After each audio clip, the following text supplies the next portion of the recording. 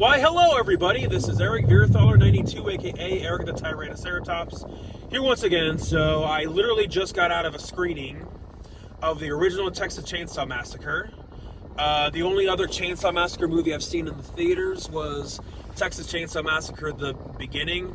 That actually was the very first R-rated movie that I saw at the movie theater, actually. And to show how long ago that was, I was in 7th grade at that time. I was 13. And now I'm going to be 30 in a month. So that shows how long ago, how much time has passed. My last time watching this movie was when I was a senior in high school. So, so because of that, there were some surprises in even though I've already seen it, but, because it's been so long since I've seen it, I kind of forgot about some things. But anyways, enough of that bullcrap. Let me get straight to the point. What did I think of the movie? For the movie being, pretty much 50 years old, it's still really effective. It's still really intense, I love the documentary feel to it, and, I loved that around the end, there was that extreme close-up of Marilyn Burns' eyes. That really added to the intensity. And yeah, there are moments that actually genuinely made me jump. And that says a lot for a movie that's 50 years old. I mean, you try naming a movie that's that old and still has the power to scare people. And yeah, the acting's great, the cinematography's great, the music, although very minimal, still really effective. Just that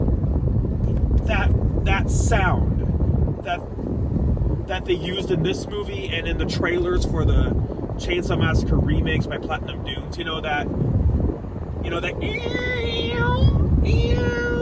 That sound, it's so creepy. It gets me every time. I don't know how they made that sound, but it's really effective. But yeah, the scares are really effective. Now, is the movie perfect? No. There are some unintentionally funny moments, like when Marilyn Burns is running away from Leatherface and then she bonks her head on that branch. Yeah, there are some unintentionally funny moments like that.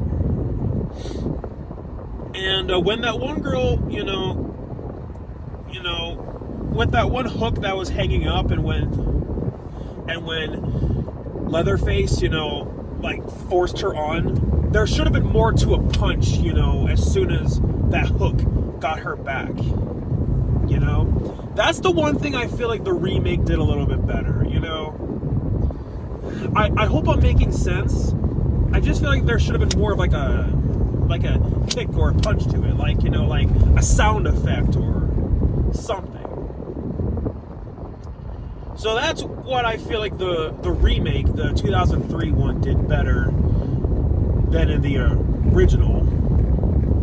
But yeah, and that opening narration, it perfectly sets the tone. It perfectly sets the mood for the entire movie. It makes you feel like that you're watching real life events, although it's not. It's very loosely based off of Ed Gein. Very loosely. And that opening shot of that corpse, and with it being described by that radio, it's creepy because you're actually seeing what they're talking about on the radio. And I like the foreshadowing, from that hitchhiker when he said, "Oh, you should come have dinner with us." And then, at the end of the movie, Marilyn Burns is tied down and is pretty much forced to have dinner with them. And that shot, with the grandpa, he's trying to hit her with the hammer on her head. It's intense because you're just there's so much suspense about, like, oh my goodness, is she actually going to get hit? So yeah, a very, very effective horror film. It has a few flaws. There's also not much character development, but you know, for a lot of movies that would hurt the movie. But you know, the characters serve their purpose, and yeah, I recommend this movie to anybody. You know, if you're into horror films and if you just want a good thrill ride, I absolutely recommend it. But you know, the movie's not for everybody. Despite its title, there's really not much blood and gore. There's really not. And you know, a lot of it is left to your imagination. And that makes it a much more effective movie anyway. Because of the title, you know, it has that reputation of being an extremely gory movie, but it's really not. But yeah, you know, if you're looking for a good thrill ride, I definitely recommend it. But you know, a lot of people don't like horror films, so you know, if you don't like horror films, then I say stay away. But you know, this movie definitely has withstood the test of time, and there's a reason why that it's still people are still talking about it 50 years later.